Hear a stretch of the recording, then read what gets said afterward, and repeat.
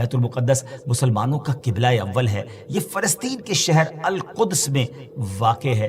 بعض نے اس شہر کو بھی بیت المقدس کہا ہے۔ اس میں کوئی شک نہیں کہ بیت المقدس یہودیوں، عیسائیوں اور مسلمانوں تینوں کے ریلیجن کے لیے مقدس مقام کی حیثیت رکھتا ہے۔ حکیم الامت مفتی احمد یار خان نعیمی رحمۃ اللہ تعالی لکھتے ہیں کہ چونکہ اس زمین میں حضرات انبیاء کے مزارات بہت ہیں، اس لیے اسے قدس کہا جاتا ہے۔ حضرت سیدنا سلیمان علیہ نبینا علیہ الصلوۃ والسلام کا مزار مبارک اور عالم اسلام کی مشہور و معروف مسجد اقصی بھی اسی شہر میں واقع ہے۔ رہی یہ بات کہ اس کا سنگ بنیاد کب رکھا گیا، کعبہ معظمہ کی بنیاد ڈالنے کے 40 سال بعد سیدنا آدم علیہ نبینا علیہ الصلوۃ والسلام یا ان کی اولاد میں سے کسی نے اس کی بنیاد ڈالی۔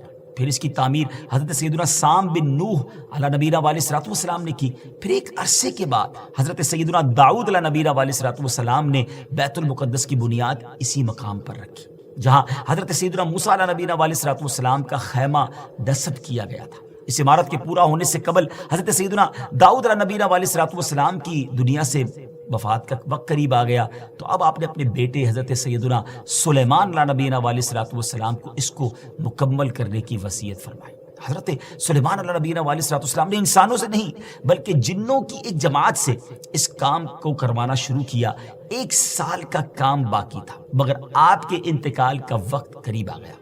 آپ نے غسل فرمایا، نئے کپڑے پہنے، خوشبو لگائی اور اس طرح تشریف لائے کہ عصا پر ٹیک لگا کر کھڑے ہو گئے۔